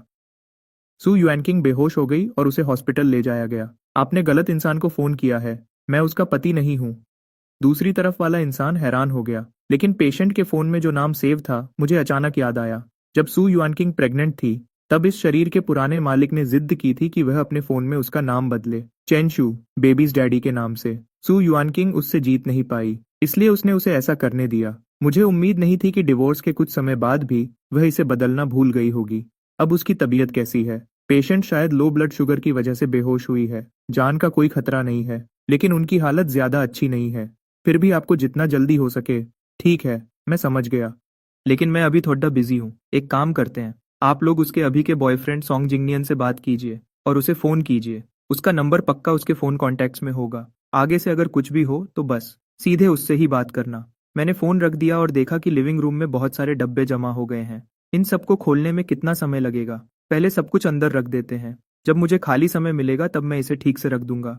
अच्छी बात यह है कि नया घर काफी बिडिडिढ़ा है। मैंने हाउसकीपर से सामान को थोड़ा ठीक करने को कहा और फिर मैं कुछ गेम्स खेलने चला गया। मैं एक मशहूर बारबेक्यू जगह पर भी गया जो ऑनलाइन बहुत ट्रेंड कर रही थी। स्वाद बुरा नहीं था और वहाँ का डेकोर भी बहुत बढ़िया था। मैं कुछ फोटोज खींचने से खुद को रोक नहीं पाया और उन्हें अपनी टाइमलाइन पे पोस्ट कर दिया। कैप्शन लिखा, चेक्ड इन, एक और दिन मेहनत करने का। मैंने बीच में अपनी एक बहुत ही हैंडसम सेल्फी भी डाल दी। मेरे दोस्तों ने पोस्ट पर लाइक्स की बारिश कर दी। यहाँ तक कि गुचिंग हान ने भी, जो एक आलसी लड्डुडकी है और सोशल मीडिया पर बहुत कम आती है, एक कमेंट किया, ये जगह काफी अच्छी है। मैंने रिप्लाई किया, क्या तुमने यहाँ खाना खाया है? गुचिंग हान ने घमंड से रिप्लाई किया, बिल्कुल, ये रेस्टोरेंट मैंने ही खोला है। मेरे पास कोई शब्द नहीं थे। उसने एक बार फिर मेरे सामने अपना रोब झाँधा दिया, लेकिन जिसकी मुझे उम्मीद नहीं थी वह यह था, सॉन्ग जिंगयान ने भी मेरी पोस्ट पर कमेंट किया था। वह ऊपर से तो बड़द्धा तमीज़दार बन रहा था, लेकिन अंदर ही अंदर वह मुझसे सवाल पूछ रहा था और रोब झाड़ रहा था, जैसे वह खुद को मुझसे बहुत बड़ा समझता हो। चेंशू, भले ही तुम्हारा और वांगचिंग का डिवोर्स हो गया है, लेकिन वह अभी हॉस्पिटल में है। तुम उसे देखने तक नहीं आए। क्या यह सच में ठीक है? जैसे ही यह कमेंट आया, मेरा सोशल मीडिया तुरंत हिल गया। सू वांकिंग से मेरे डिवोर्स की खबर सिर्फ कुछ ही लोगों को पता थी। मैंने तो अभी तक अपने डिवोर्स की पोस्ट भी नहीं लिखी थी, और यह यहाँ आकर मुझे सही और गलत का ज्ञान दे रहा है। मैंने भी तुरंत बेडिडे ही मासूम बनकर उसे जवाब दिया, एक अच्छे एक्स को तो मरा हुआ ही समझना चाहिए। मुझे बस डर था कि तुम गलत न समझ बैठो, समझे? अगर तुम्हें बुरा न लगे तो मैं उसे देखने चला जाता हूँ। आखिरकार हम पहले क्लासमेट्स तो थे ही। उसका हालचाल पूछना तो बनता ही है। तुम्हें क्या लगता है? मेरी टाइमलाइन पर अचानक हंगामा हो गया। लोग बहुत गुस्से में आ गए थे, लेकिन थोड़ी ही देर में सॉन्ग जिंगयान ने खुद ही वह कमेंट डिलीट कर दिया। क्या उसे लगा कि डिलीट करने से सब खत्म हो गया? मैंने तुरंत सबके सामने एक कमेंट लिखकर सलाह मांगी, अपने दोस्तों से जो इस काम में एक्सपर्ट हैं। कृपया बताएं कि मुझे अपनी एक्स वाइफ से मिलने के लिए क्या गिफ्ट लेकर जाना चाहिए, और उसके नए लवर के लिए भी। मेरी मदद करो, यह मेरे लिए बहुत ज़रूरी है। 1 घंटे बाद मैं एक फलों की टोकरी लेकर हॉस्पिटल पहुंच गया। मुझे उम्मीद नहीं थी कि जैसे ही मैं उसके कमरे के दरवाजे पर पहुंचूंगा, मुझे सॉन्ग जिंगनियन की रोने जैसी आवाज़ सुनाई देगी। युएनचिंग, प्लीज़ गुस्सा मत हो। मुझे पता है इस बार मेरी गलती थी, लेकिन मैंने यह सब सिर्फ तुम्हारे लिए किया। सू युआनकिंग ने कोई जवाब नहीं दिया। सॉन्ग जिंगयान परेशान और दुखी आवाज में बोला, तुम बेहोश तक हो गई थी। हॉस्पिटल ने खास तौर पर उसे फोन किया था, फिर भी वह तुमसे मिलने तक नहीं आया। अगर आज तुम्हें कुछ हो जाता तो? सू युआनकिंग की थकी हुई आवाज आखिरकार सुनाई दी। मैं थोड़ा थक गई हूँ। मैं थोड़ी देर अकेले रहना चाहती हूँ। थोड़ी देर बाद अंदर से कुर्सी खिसकने की आवाज आई। सॉन्ग जिंगयान दरवाजे की तरफ बढ़ा। जैसे ही उसने दरवाजा खोला, वह हैरानी से वहीं रुक गया। सू युआनकिंग को लगा कि कुछ गड़बड़ है, और उसने देखने के लिए अपना सिर घुमाया। उसका चेहरा बहुत पीला पड़ चुका था। उसके चेहरे पर पहले जैसा घमंड और रोब बिल्कुल नहीं था। वह हॉस्पिटल के बेड पर लेटी हुई थी और उसे ड्रिप लगी हुई थी। वह बहुत ही कमजोर और बेचारी लग रही थी। मुझे देखकर उसकी उदास आंखों में अचानक एक चमक आई। वह थोड़ी घबराई हुई और परेशान लग रही थी। चेंशू, तुम यहाँ क्यों आए हो? मैं सॉन्गजिंग नियन के पास से निकलकर अंदर चला गया। मुझे लोगों के मजाक और तानों का कोई डर नहीं था। लोग कह रहे थे कि डिवोर्स के तुरंत बाद मुझे अपनी एक्स वाइफ के जीने मरने से कोई फर्क नहीं पड़ता। आखिर हम दोनों कॉलेज में एक ही क्लास में पढ़ते थे, इसलिए बात को इतना बढ़ाने की कोई जरूरत नहीं है। सू युआनकिंग का सुंदर चेहरा पीला पड़ गया। उसने पक्का मुझे और सॉन्ग जिंगयान को वीचैट पर लड़ते हुए देख लिया था। वह बहुत घमंडी थी। वह सबके सामने अपना मजाक बनना कैसे बर्दाश्त करती? यह उसके लिए बहुत बड़ा अपमान था। मेरे लिए उसके दिल में नफरत अब और ज्यादा बढ़ गई होगी, यह सोचकर ही मुझे चिढ़ हो रही थी। खैर, मैं यहाँ आ तो गया हूँ। अगर कोई काम नहीं है तो मैं अब चलता हूँ। सू युआनकिंग के चेहरे के भाव थोड़े बदले। उसने कहा, चेंशू, क्या तुम्हें सच में मेरे साथ ऐसा बर्ताव करना पड़ेगा? मैंने अपनी आईब्रो उठाई और सीधे पूछा, क्या? जब मेरा कार एक्सीडेंट हुआ था तो तुम तीसरे दिन तक मुझसे मिलने नहीं आई थी। तुम्हारे मुकाबले तो मैं बहुत ज्यादा अच्छा और वफादार हूँ। सू युआनकिंग का चेहरा गुस्से और शर्म से बिल्कुल पीला पड़ गया। उसने अपना मुंह खोला, जैसे वह कुछ कहना चाहती हो। तभी अचानक मेरे फोन की घंटी बजी। हाउसकीपर का फोन था। सर, मैंने आपका लगभग सारा सामान पैक कर दिया है, लेकिन एक बॉक्स बचा है जिसे मैंने अभी तक नहीं छुआ। वह मिट्टी के बर्तनों से भरा है। मैं उस बॉक्स का क्या करूं? मैं हैरान रह गया। मिट्टी के बर्तन? हाँ, और लगता है वह आपने खुद अपने हाथों से बनाए हैं, इसलिए मैंने सोचा कि आपसे पूछ लूं। मैंने अपनी तिरछी नजर से देखा कि सू युआनकिंग भी हैरान खड़ी थी। तभी मुझे अचानक सब याद आ गया। मुझे सब याद आ गया। वह मिट्टी के खिलौने और बर्तन सच में इस शरीर के असली मालिक ने बनाए थे। कॉलेज के दिनों में सू युआनकिंग मिट्टी के बर्तन बनाने वाली एक दुकान पर पार्ट टाइम काम करती थी। उस वक्त, क्योंकि असली मालिक उसे पसंद करता था और उसे मनाना चाहता था, इसलिए वह लगभग हर रोज उस दुकान पर चला जाता था। वह वहां पूरी दोपहर बैठा रहता था। उसे यह काम बिल्कुल नहीं आता था, और न ही उसके पास सब्र था। उसका पूरा ध्यान और उसकी आंखें सिर्फ सू युआनकिंग पर ही रहती थीं। इस वजह से वह हर बार खुद को मिट्टी से पूरा गंदा कर लेता था, और घर पर बहुत ही बदसूरत और अजीब सी बनी हुई चीजें लेकर आता था। फिर भी वह बिना थके यह सब खुशी खुशी करता था। उसे इस बात से बिल्कुल भी शर्म नहीं आती थी। बाद में सू युआनकिंग से उसका यह हाल देखा नहीं गया, और उसने बताया कि वह सब गलत तरीके से कर रहा है। असली मालिक ने तुरंत इस मौके का फायदा उठाया और कहा, तो फिर तुम ही मुझे सिखा दो। सू युआनकिंग ने साफ मना कर दिया, लेकिन असली मालिक बहुत अमीर था और खुले पैसे खर्च करता था, और उस दुकान का एक वीआईपी कस्टमर था, इसलिए वह उसे नाराज नहीं कर सकती थी। यह सिलसिला तब तक चलता रहा जब तक सू युआनकिंग ने वह नौकरी नहीं छोड़ दी। उसके बाद ही असली मालिक ने वहां जाना बंद किया। वह मिट्टी की चीजों का बॉक्स इसी तरह से भरा था। वे चीजें जरूरी नहीं है, उन सबको कचरे में फेंक दो, मुझे कोई फर्क नहीं पड़ता। जैसे ही मैंने अपनी बात खत्म की, तभी अचानक, रुको, सू युआनकिंग अचानक बोली, तुम अपना घर बदल रहे हो? मुझे मानना पड़ेगा, इस औरत का दिमाग कभी कभी सही चल जाता है। मैंने हाँ में सिर हिलाया। सु युआनकिंग ने पूछा, तुम कहाँ शिफ्ट हो रहे हो? सु युआनकिंग ने पूछा, तुम कहाँ शिफ्ट हो रहे हो? इतना अचानक क्यों? मुझे इस बात पर हंसी आ गई। मिस सु, मुझे एक ही बात कितनी बार बोलनी पड़ेगी? हमारा डिवोर्स हो चुका है। मैं क्या करता हूँ और कहाँ रहता हूँ, अब इससे तुम्हें कोई मतलब नहीं होना चाहिए। सु युआनकिंग की बोलती बंद हो गई, जैसे उसने कोई ऐसी बात सुन ली हो जो वह बर्दाश्त नहीं कर सकती थी। उसकी आंखें थोड़ी लाल हो गईं। बहुत देर बाद उसने थोड़ा नर्म होते हुए कहा, अगर तुम्हें वे मिट्टी के बर्तन नहीं चाहिए तो मैं किसी को भेजकर उन्हें अपने पास मंगवा लूंगी। मैंने उसे अजीब तरीके से देखा और कहा, वे मेरी चीजें हैं, मेरी मर्जी मैं उन्हें रखूं या कचरे में फेंक दूं। पता नहीं मेरी इस बात से सु युआनकिंग को क्या दुख हुआ, लेकिन इस बात ने उसे अंदर तक चोट पहुंचाई थी। उसकी आंखों की आखिरी उम्मीद भी तुरंत खत्म हो गई, जैसे हवा के चलते कोई छोटा सा दिया बुझ गया हो। सॉन्ग जिंगयान घबराकर जल्दी से उसके पास आया। युएन चिंग, क्या तुम ठीक हो? सु युआनकिंग ने अपना चेहरा थोड़ा घुमा लिया और उसका हाथ हटाने की कोशिश की। सॉन्ग जिंगयान वहीं खड़ा रह गया और उसे बहुत अजीब लगा, लेकिन मुझे इनके इस नाटक में बिल्कुल भी दिलचस्पी नहीं थी, इसलिए मैं वहां से जाने के लिए पीछे घूमा। लेकिन जैसे ही मैंने दरवाजे से बाहर कदम रखा, वहां से गुजर रहे एक डॉक्टर ने मुझे आवाज दी। मैंने ऊपर देखा तो वहां एक फीमेल डॉक्टर खड़ी थी, जिसकी उम्र लगभग 40 साल थी। वह मुझे ध्यान से देखते हुए बोली, तुम यहाँ हॉस्पिटल में कैसे?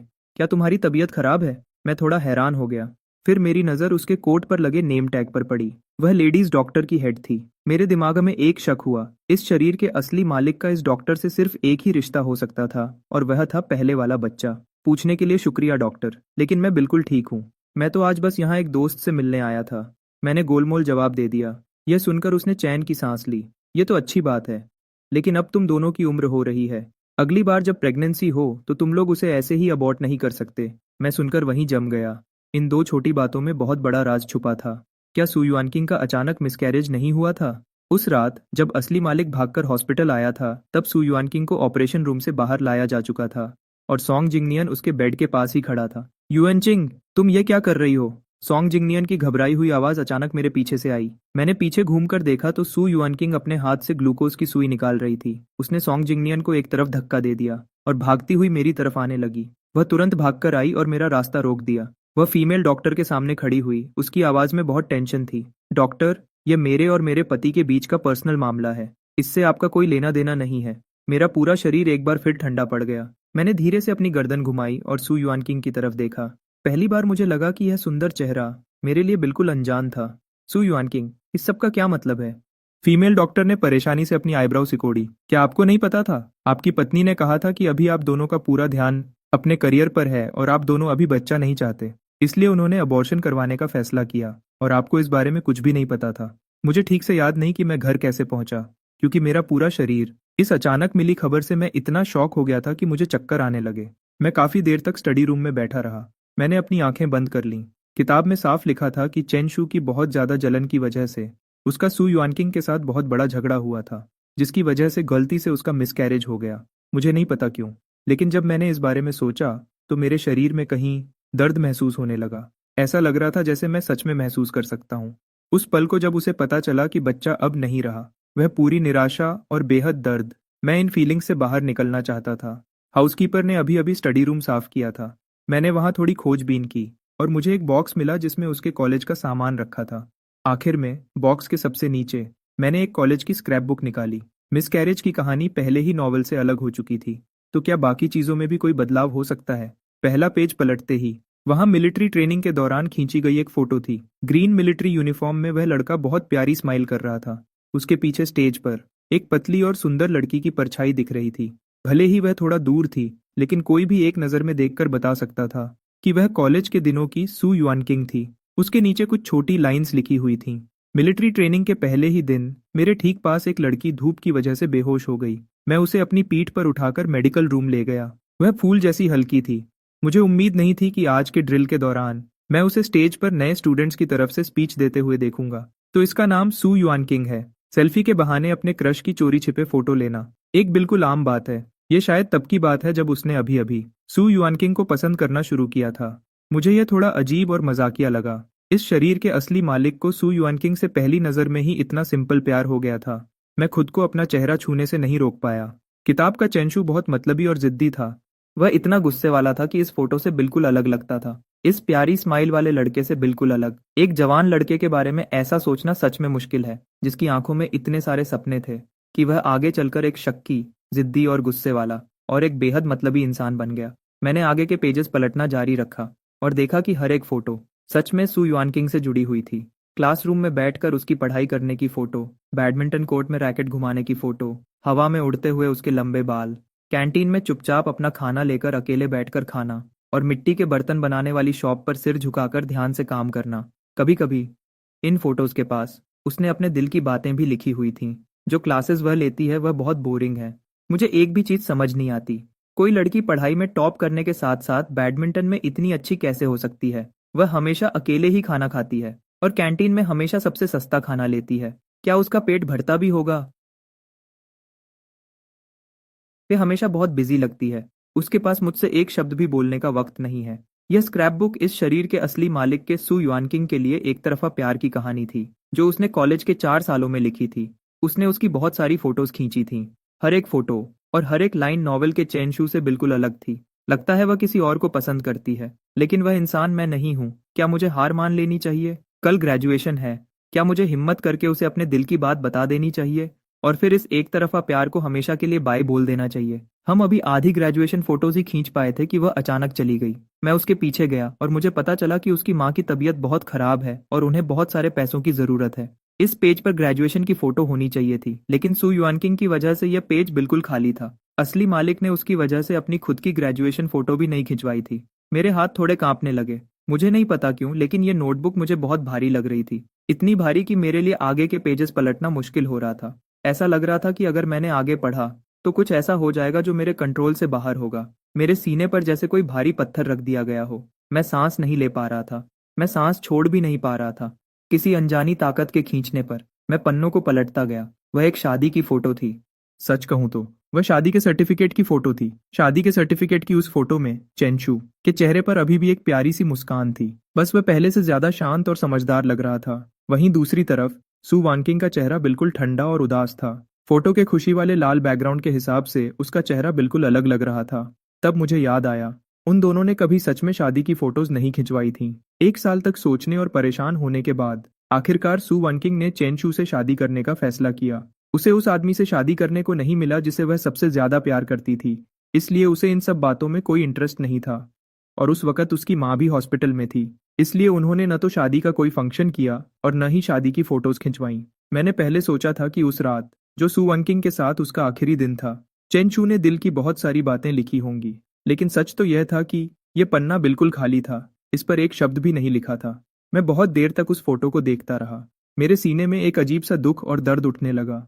5 साल का एक तरफा प्यार, 5 साल की शादी, और फिर भी दोनों की साथ में सिर्फ यही एक फोटो थी। मैंने अपने दिमाग के बुरे ख्यालों को रोका और पन्नों को पलटना जारी रखा, लेकिन आगे सू वनकिंग की कोई और फोटो नहीं थी।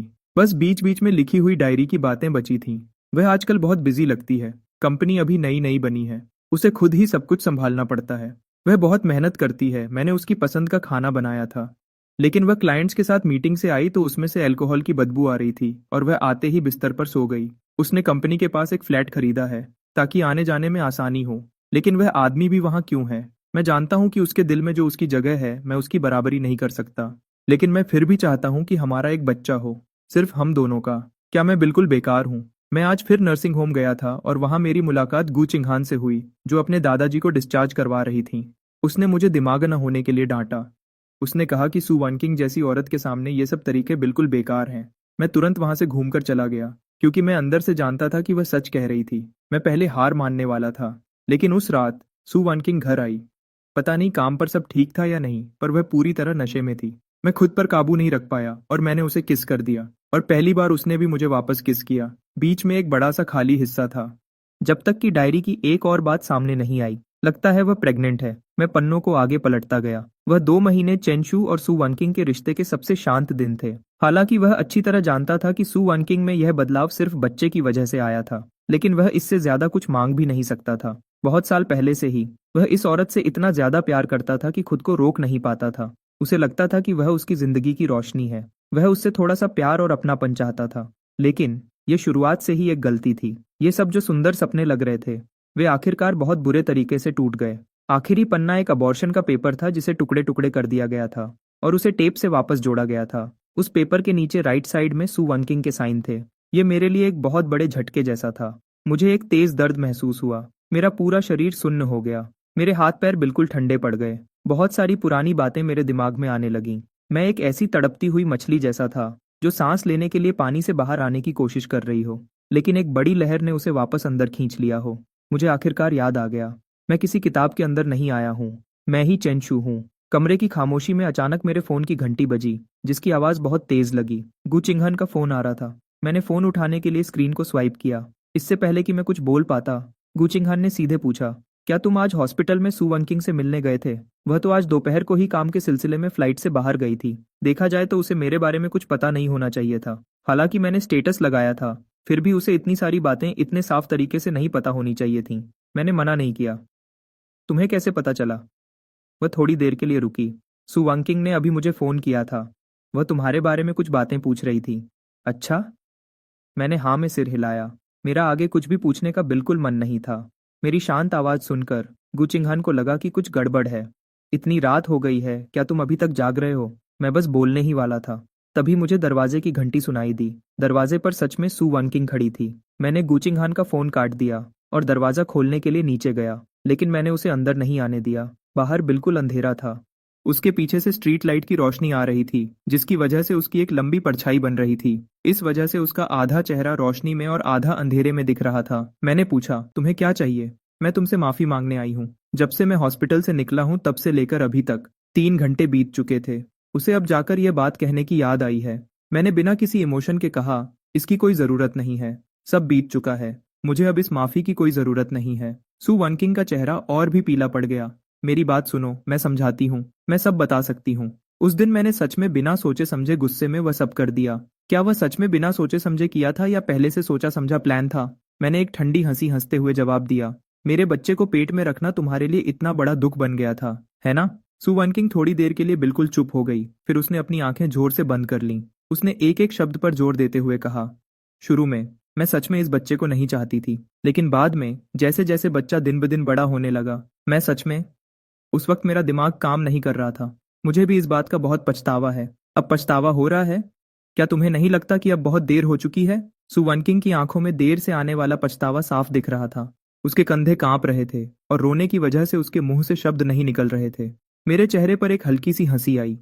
तुम चाहती थी कि मुझे लगे कि तुम्हारा मिसकैरेज मेरी वजह से हुआ है, ताकि मैं हमेशा खुद को दोषी मानता रहूं और मैं कभी भी बच्चे का सहारा लेकर तुम पर दबाव ना बना सकूं। इस तरह मैं तुम्हें छोड़ने और आजाद करने पर मजबूर हो जाऊंगा। सही कहा ना? सू वनकिंग अचानक हैरान रह गई। अपने दिमाग में वह हमेशा से यही मानती थी कि मैं एक मतलबी आदमी हूँ, जो जिद्दी है, लापरवाह है और बदले की भावना से भरा हुआ है। जब तक बच्चा नहीं रहेगा, मेरे पास उसे अपने साथ बांध कर रखने की कोई वजह नहीं बचेगी।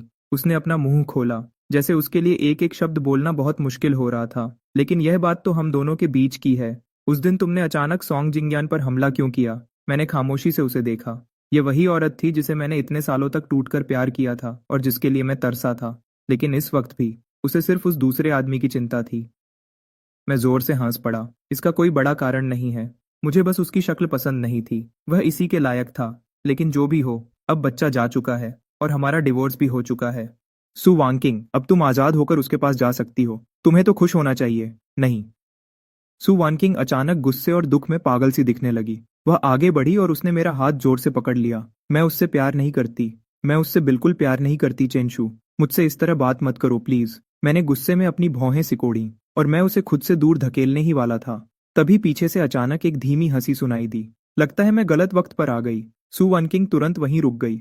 तब मैंने साफ देखा, जो इंसान वहां आया था उसे तो कहीं और होना चाहिए था। वह गु चिंघान थी, जिसे बिजनेस ट्रिप पर होना चाहिए था। उसने अपने बालों को कान के पीछे किया और उसकी खूबसूरत आंखों में एक ठंडी चमक थी।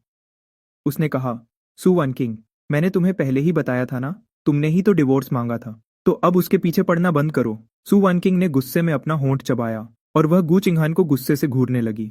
मेरे और चेंशू के बीच क्या चल रहा है? उससे तुम जैसे बाहर वाले को क्या लेना देना? गु चिंघान ने अपनी भौहें थोड़ी ऊपर उठाई। वह अपनी हाई हील्स में आगे बढ़ी और मेरे बिल्कुल पास आकर खड़ी हो गई और उसने बड़े आराम से अपना हाथ मेरे हाथ में डाल दिया। मेरा दिल तेजी से धड़कने लगा। उसने अपना सिर थोड़ा झुकाया और मुझे देखकर एक प्यारी और मासूम सी स्माइल दी। क्या तुम अपनी पुरानी पत्नी के पास वापस जाने की सोच रहे हो? मेरा दिमाग थोड़ा परेशान था, इसलिए मैंने बस अपना सिर हिला दिया। मेरा ऐसा कोई इरादा नहीं है। वैसे तुम अचानक वापस क्यों आ गईं? जू चिंगहान ने अपना चेहरा थोड़ा ऊपर उठाया। अगर मैं वापस नहीं आती तो क्या मैं उसे तुम्हें परेशान करते हुए देखती रहती? सु वनकिंग ने गुस्से से गू चिंगहान के हाथ को देखा, जो मेरे हाथ को पकड़े हुए था। उसकी आंखें गुस्से से फिर से लाल हो गईं। गू चिंगहान, अपने आप को इतना बड़ा मत समझो। तुम्हारे दिल में जो भी गंदे इरादे हैं वह तुम अच्छे से जानती हो। गू चिंगहान फिर से हंस पड़ी। उसने अपना चेहरा घुमाया और मुस्कुराते हुए कहा, जब सीईओ सु इतनी समझदार हैं और सब समझती हैं तो मुझे भी बताइए सीईओ सु, आखिर मेरे क्या इरादे हैं? सु वंकिंग के मुंह से एक शब्द भी नहीं निकला। उसके बंद होंठ कांप रहे थे। गू चिंगहन ने कहा, क्या हुआ? सीईओ सु कुछ बोलना नहीं चाहती तो चलिए मैं ही आपके लिए बोल देती हूँ। मैं दिन रात यही दुआ कर रही थी कि तुम दोनों का डिवोर्स हो जाए, ताकि मैं आगे बढ़ सकूं और उसे अपना बना सकूं। ऐसा मौका बार बार नहीं मिलता, इसलिए मुझे इसके बारे में बहुत सोचना पड़ेगा, ताकि मैं इस मौके को जाने ना दूं। रात की ठंडी हवा में उसकी साफ आवाज गूंज रही थी।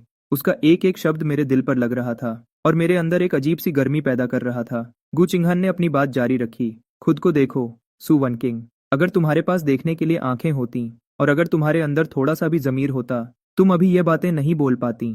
क्या तुम सच में ये सोचती हो कि कोई तुम्हें हमेशा माफ करता रहेगा और तुम्हें हमेशा मौके देता रहेगा? सु वनकिंग का चेहरा तुरंत पीला पड़ गया।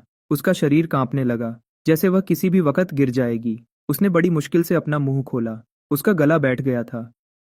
मेरा सच में यह मतलब नहीं था। गू चिंगहान ने उसकी बात सुनने की कोशिश भी नहीं की और उसे बीच में ही टोक दिया। उसकी आवाज थोड़ी धीमी और ठंडी हो गई। मैंने तुम्हें पहले ही बताया था, वह बड़ी मुश्किल से वह सब भूल पाया है और एक नई जिंदगी शुरू करने के लिए तैयार है। क्या तुम्हें सच में यह बात फिर से उठानी है? मैंने अचानक गू चिंगहान की तरफ देखा।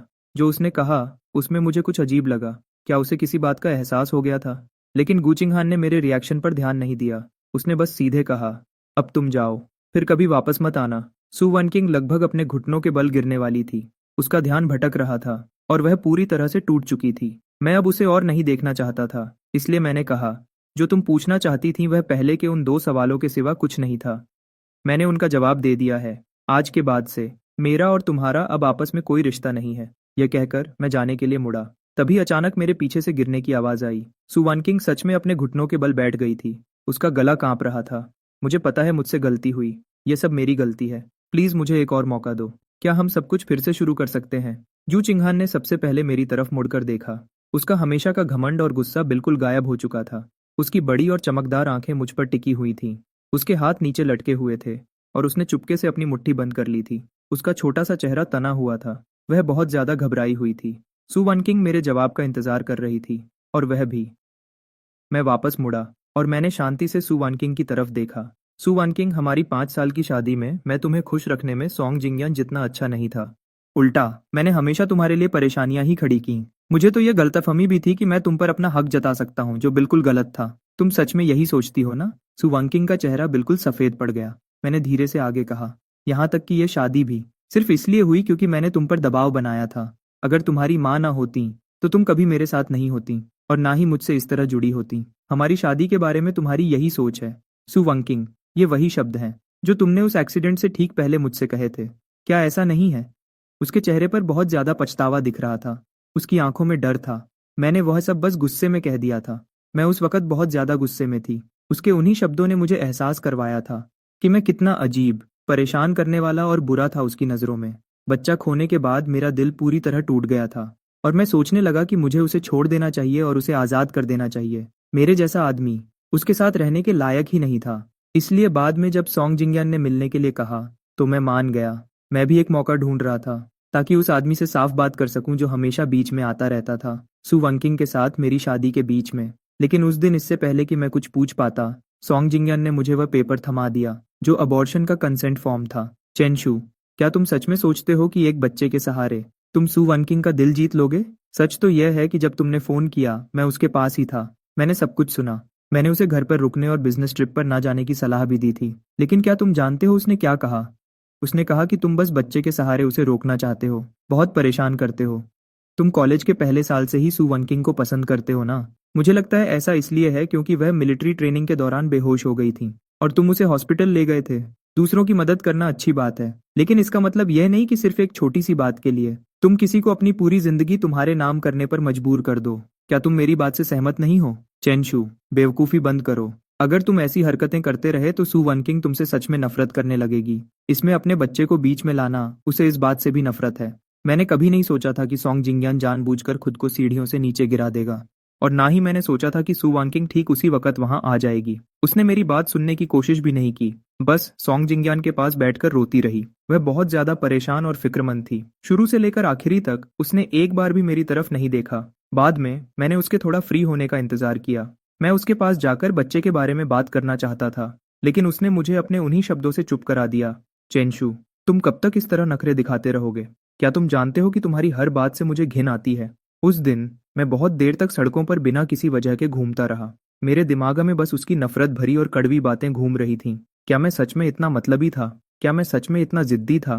क्या मैं सच में इतना नफरत के लायक था? जब तक कि एक आउट ऑफ कंट्रोल कार मेरी तरफ तेजी से नहीं आई और मैं वहीं पर बेहोश हो गया। जब मेरी आंख खुली तो मैं एक बदला हुआ इंसान बन चुका था। सू वांगसिंग की आंखों में जो मैं था, उसने मेरे लिए एक झूठी दुनिया बनाई थी। और इस दुनिया में मैं पागल, मतलबी, जिद्दी और अजीब था। और सबसे बड़ी बात, मेरे दिल में अब उसके लिए कोई प्यार नहीं बचा था। मैंने सीधा उसकी आंखों में देखा और आराम से कहा, लेकिन सू वांगसिंग, इस दुनिया में मैं भी अब तुमसे प्यार नहीं करता। जब अगली सुबह मेरी आंख खुली तो अच्छी खासी धूप निकल चुकी थी। मुझे नाश्ते की खुशबू आई और मैं चलते हुए किचन में गया। गू चिंग हन खाना बना रही थी। मैं हैरान रह गया। बड़ी मालकिन गू, आज ऐसा क्या खास दिन है जो आपको इतनी तकलीफ करनी पड़ी? गू चिंग हान ने आंगन की तरफ इशारा किया। वह परेशान करने वाला इंसान। कल सू वनकिंग पूरी रात वहां बाहर घुटनों के बल बैठी रही और मुझे भी कोई फर्क नहीं पड़ा। मैंने बस गुचिंग हान को, जो बहस करना चाहती थी, खींचकर कमरे में वापस ले आया और सीधा सो गया। मैं खाने की टेबल पर बैठ गया और उसके बनाए हुए फ्राइड एग टोस्ट का एक टुकड़ा खाया। यह पहला दिन था जब वह फेल हुई थी। किचन में बड़ी मालकिन गू के लिए। गुचिंग हान जल्दी से उसे छीनने के लिए आगे बढ़ी। यह जल गया है, इसे मत खाओ, मैं तुम्हारे लिए दूसरा बना देती हूँ। मैंने अपना शरीर घुमाया और बच गया। कोई जरूरत नहीं है, नुकसान होगा। ऐसा नहीं है कि इसे खाया नहीं जा सकता। जूचिंग हान को थोड़ा शक हुआ। सच में? मैंने उस टुकड़े को आगे किया। चक्कर देखो। जैसे ही वह एक टुकड़ा खाने वाली थी, मैं आगे झुका और उसके होठों के कोने पर एक किस कर दिया। वह बिल्कुल हैरान रह गई। उसके कान देखते ही देखते लाल हो गए। खुश? मैंने उसके गाल को खींचा। तुम इतना शोर क्यों मचा रही हो? तुम्हारी आवाज तो कल मुझसे प्यार का इजहार करने से भी ज्यादा तेज है। गुचिंग हन बहुत देर तक कुछ बोल नहीं पाई और आखिर में वह मेरे गले लग गई। उसकी दबी हुई आवाज आई, मुझे लगा तुम सब कुछ भूल गए हो। जब तुम एक्सीडेंट के बाद पहली बार होश में आए तो तुम बहुत कुछ भूल चुके थे। मुझे तो लगा कि अब मुझे पूरी जिंदगी एक बड़े पागल को संभालना पड़ेगा। मैंने उसके बालों को सहलाया। ऐसा कैसे हो सकता है? अगर मैं खुद को भी भूल जाऊं तो भी तुम्हें कभी नहीं भूलूंगा। उस वक्त भी जब मैं खुद को नहीं पहचानता था और मेरा सब पर से भरोसा उठ गया था, तब भी एक ऐसी थी जिस पर मैंने कभी शक नहीं किया और उस पर पूरा भरोसा किया। उसने मुस्कुराते हुए ऊपर देखा। चलो, आखिरकार एक बार तो दिमाग चलाया। मेरा इतने सालों तक तुम्हें पसंद करना बेकार नहीं गया।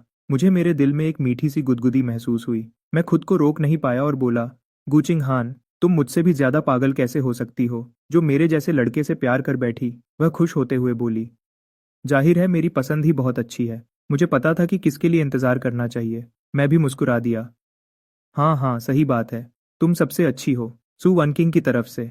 आजकल मैं बार बार एक ही लड़के से टकरा रही हूँ। जब मैं क्लास जाती हूँ तो वह वहाँ होता है, जब मैं बैडमिंटन खेलती हूँ तो वह वहाँ होता है, और जब मैं अपनी पार्ट टाइम जॉब करती हूँ तब भी वह वहाँ होता है। मेरे करीब आने की उसकी कोशिशें बहुत अजीब होती हैं, और उसे तो एक्टिंग करना भी नहीं आता। उसके चेहरे से ही सब साफ पता चल जाता है। ये थोड़ा परेशान करने वाला है। ऐसा नहीं है कि पहले किसी लड़के ने मुझे पसंद नहीं किया, लेकिन किसी ने भी कभी इस तरह खुलेआम ऐसा नहीं किया। मुझे लगा कि वह थोड़े दिनों में हार मान लेगा, लेकिन कौन जानता था कि वह इतना जिद्दी निकलेगा। मैंने जानबूझकर सॉन्ग जिंगनियन के साथ वक्त बिताया ताकि वह इशारा समझकर पीछे हट जाए। उसकी आंखों में दुख साफ देखा जा सकता था, और सच में उसके बाद वह बहुत दिनों तक नहीं आया। मैंने चैन की सांस ली, लेकिन मुझे यह भी लगा कि उस जैसे लड़के सच में सिर्फ 3 मिनट के लिए ही एक्साइटेड होते हैं। आखिरकार वह एक अमीर घर का लड़का है जिसने अपनी जिंदगी में कभी कोई तकलीफ नहीं देखी। वह हम जैसे लोगों जैसा नहीं है। सॉन्ग जिंगनियन की बातों को याद करके मैं और परेशान हो गई। जब सॉन्ग जिंगनियन ने इशारा किया कि वह मेरे साथ रहना चाहता है, मैंने बस एक बहाना बनाकर उसे प्यार से मना कर दिया। मेरे पास डेट करने का न तो वक्त है और न ही एनर्जी। मुझे अभी भी अपने माँ बाप का ख्याल रखना है और अपने घर को चलाना है। खुशकिस्मती से सॉन्ग जिंगनियन हमेशा मेरी बात समझता था। मेरी परेशानियों को जानने के बाद उसने कभी इस बारे में बात नहीं की, और इसके बदले उसने दिल से मेरी मदद की। लेकिन अचानक एक मुसीबत आ गई। मेरी माँ की तबीयत बहुत खराब हो गई और हमें इलाज के खर्चे के लिए बहुत सारे पैसों की जरूरत थी। जब मुझे लगा कि अब सारे रास्ते बंद हो चुके हैं, तभी वह आदमी वापस आया। तुम्हें क्या चाहिए? उसने बिना कुछ बोले अपना सिर हिला दिया। मैं अंदर ही अंदर हंसी। मुझे नहीं पता था कि मैं उस पर हंस रही हूँ या खुद पर। तो फिर चलो हम साथ रहते हैं, मैंने खुद को यह कहते हुए सुना। मुझे पता था कि उसे क्या चाहिए, फिर भी वह जानबूझकर नाटक कर रहा था। लेकिन मेरे पास कोई और रास्ता नहीं था। मुझे पैसे चाहिए थे, इसलिए मेरे पास खुद को बेचने के अलावा कोई चारा नहीं था। उसके अपने घर वालों के साथ रिश्ते अच्छे नहीं थे, इसलिए वह हमेशा मेरे साथ चिपका रहना चाहता था। लेकिन मैं बहुत बिजी रहती थी, मेरे पास बिल्कुल वक्त नहीं था। धीरे धीरे उसका मेरे पास आना कम हो गया। मुझे लगा कि आखिरकार उसे समझ आ गया है। लेकिन किसे पता था कि मैं सॉन्ग जिंग नियन के लिए परेशानी खड़ी करने जाऊंगी। मैंने उसे कुछ बार डांटा भी, लेकिन उसने कभी अपनी गलती नहीं मानी और हमारी बात हमेशा झगड़े पर ही खत्म होती थी। उसके बाद वह आखिरकार शांत हो गया और मैंने चैन की सांस ली। लेकिन फिर मैंने उसे नर्सिंग होम में बातें करते हुए देखा, किसी और के साथ। और वह गूचिंग हान थी, उसके बचपन की दोस्त, जिसका खानदान उसके बराबर का था। अगर मैं बीच में न होती तो वह दोनों एक परफेक्ट जोड़ी होते। एक औरत, जिस तरह वह उसे देखता था मैं वह बहुत अच्छे से समझती थी। वह उससे शिकायतें करता और नखरे दिखाता था। वह उसके साथ नोक झोंक और मजाक करता था। 77। फिर भी उसने मेरे साथ कभी ऐसा कुछ नहीं किया। वह ऐसा कैसे कर सकता है? उसने कहा था कि वह मुझे पसंद करता है, लेकिन वह किसी और औरत के साथ था। उसे लगा कि उस दिन मैंने शराब पी रखी थी, लेकिन मुझे पता था कि ऐसा नहीं था। मुझे नहीं पता कि यह जलन और हक जताने की आदत कहाँ से आई, लेकिन इसने मुझे पूरी तरह घेर लिया। मुझे खुद भी इसकी उम्मीद नहीं थी, जब तक कि मैं प्रेग्नेंट नहीं हो गई। न जाने क्यों मैंने चैन की सांस ली। मेरा एक बच्चा होने वाला था, इसलिए मुझे उसके साथ रहना ही था। मुझे खुद नहीं पता कि मैंने उस ऑपरेशन टेबल पर लेटने का फैसला कैसे कर लिया। मुझे लगा कि यह उसके लिए एक सजा थी, लेकिन मैं गलत थी। मैंने अपनी सोच से 10,000 गुना ज्यादा दर्द झेला। सब कुछ बिखर गया और सब कुछ मेरे हाथ से निकलने लगा। मुझे खुद नहीं पता कि मेरे मुंह से वह बातें कैसे निकली। मैं जरूर पागल हो गई थी। जिस पल उसने डिवोर्स के पेपर्स पर साइन किए, मुझे समझ आया कि मैं सच में पागल हो चुकी थी। मैं उसे कैसे जाने दे सकती थी? मैं उसे नहीं जाने दे सकती थी। लेकिन जब तक मुझे होश आया, तब तक बहुत देर हो चुकी थी। मैंने सॉन्ग जिंगनियन को नौकरी से निकाल दिया और सबके सामने यह बात लाई कि उसने पहले रिश्वत ली थी और कंपनी के राज बाहर लीक किए थे। अब वह इस काम में आगे नहीं बढ़ सकता था। वह कई दिनों तक कंपनी के दरवाजे के बाहर घुटनों के बल बैठकर भीख मांगता रहा और आखिरकार बेइज्जती झेलकर इस शहर से चला गया, जिसके बाद उसकी कोई खबर नहीं मिली। मैं उसके फोन नंबर का नाम बदलने की हिम्मत नहीं कर पाई, लेकिन एक दिन जब मैंने शराब पी रखी थी, मैंने उसे फोन किया तो पता चला कि वह नंबर बंद हो चुका है। बाद में मैंने सुना कि उसने और गूचिंग हान ने एक बड़ी शादी कर ली है। आखिरकार मुझे एक बात समझ आ गई, मैंने उसे पूरी तरह खो दिया था। बाहर तेज बारिश हो रही थी, हवा में नमी थी जो मेरे दिल की गहराई तक उतर रही थी। यह मेरी गलती है, यह सब मेरी ही गलती है। मैंने ही उसे खोया और खुद को भी खो दिया। मुझे माफ कर देना। अगले जन्म में मुझसे कभी मत मिलना। 3 साल बाद मेरी मुलाकात सुवन किंग से दोबारा हुई। मेरी माँ मरने वाली है, वह तुमसे मिलना चाहती है। अपने सामने खड़ी उस कमजोर और थकी हुई औरत को देखकर मैं उसे पहचान ही नहीं पाया। क्या यह सच में वही खूबसूरत और शानदार सुवन किंग थी? सिर्फ 3 साल के छोटे से वक्त में वह 10 साल बड़ी लगने लगी थी। मैंने सुना कि उसे कॉलेज के कई दोस्तों से पूछना पड़ा, सिर्फ मेरा पता लगाने के लिए और मुझे ढूंढने के लिए। मेरा और उसका रिश्ता पूरी तरह खत्म हो चुका था। लेकिन उस कमजोर और बीमार बूढ़ी औरत के बारे में सोचकर, जो हॉस्पिटल के बेड पर लेटी हुई थी, मैंने आखिरकार हाँ कह दिया। लेकिन मुझे बाद में कुछ काम है, इसलिए मैं ज्यादा देर नहीं रुक पाऊंगा। सू वेंकिंग की उदास आंखों में अचानक चमक आ गई। उसे यकीन नहीं हुआ कि मैं इतनी जल्दी मान गया, और एक पल के लिए वह घबरा गई। कोई बात नहीं, मुझे खुशी है कि तुम चलने के लिए तैयार हो। उसके चेहरे पर एक अजीब सी नरमी और घबराहट थी। मैं बहुत शुक्रगुजार हूँ कि तुम चलने के लिए तैयार हो। घर पर एक फोन करने के बाद मैं सू ऑन चिंग के साथ मदर सू से मिलने गया। हैरत की बात थी कि मदर सू किसी नर्सिंग होम में नहीं रह रही थी। आखिरकार गाड़ी एक पुरानी और टूट फूटी अपार्टमेंट बिल्डिंग के सामने रुकी। ओह हाँ, मैंने सुना था कि कुछ साल पहले सू वेनकिंग और सॉन्ग जिंगयान के बीच झगड़ा हो गया था। सॉन्ग जिंगयान ने अपने दिल में दुश्मनी रख ली थी और वह जानबूझकर सुवन किंग की दुश्मन कंपनी में शामिल हो गया। धीरे धीरे उसने सू वन किंग को पूरी तरह बर्बाद कर दिया। उसका कंपनी बंद हो गया। वह कर्जे में पूरी तरह डूब चुकी थी और शायद वह अपने पुराने दोस्तों से भी पैसे मांग रही थी। मुझे नहीं पता कि इसके बाद उसने कैसे गुजारा किया, लेकिन आखिर में उसकी ऐसी हालत हो गई। वह नर्सिंग होम की महंगी फीस नहीं दे सकती थी और उसके पास रहने के लिए कोई अच्छी जगह भी नहीं थी, और वह बड़ी मुश्किल से ऐसी जगह किराए पर लेकर रह रही थी। दरवाजे पर पहुंचकर सू वनकिंग ने अपना हाथ दरवाजे पर रखा, लेकिन वह तुरंत अंदर नहीं गई। उसने एक गहरी सांस ली और फिर दरवाजा खोलकर अंदर चली गई। मदर सू बीमार हालत में बेड पर लेटी हुई थी। वह बहुत कमजोर लग रही थी और बड़ी मुश्किल से सांस ले रही थी। सू वनकिंग ने आवाज दी, माँ। उनकी आवाज़ सुनकर मदर सू ने अपनी आंखें खोलीं लेकिन धीरे से अपना मुंह दूसरी तरफ घुमा लिया और फिर से अपनी आंखें बंद कर लीं। सू वनकिंग पास गई और धीरे से बोली, चेंशू आपसे मिलने आया है। मदर सू अचानक कांपने लगी और उन्होंने थोड़ा सा अपना सिर उठाया।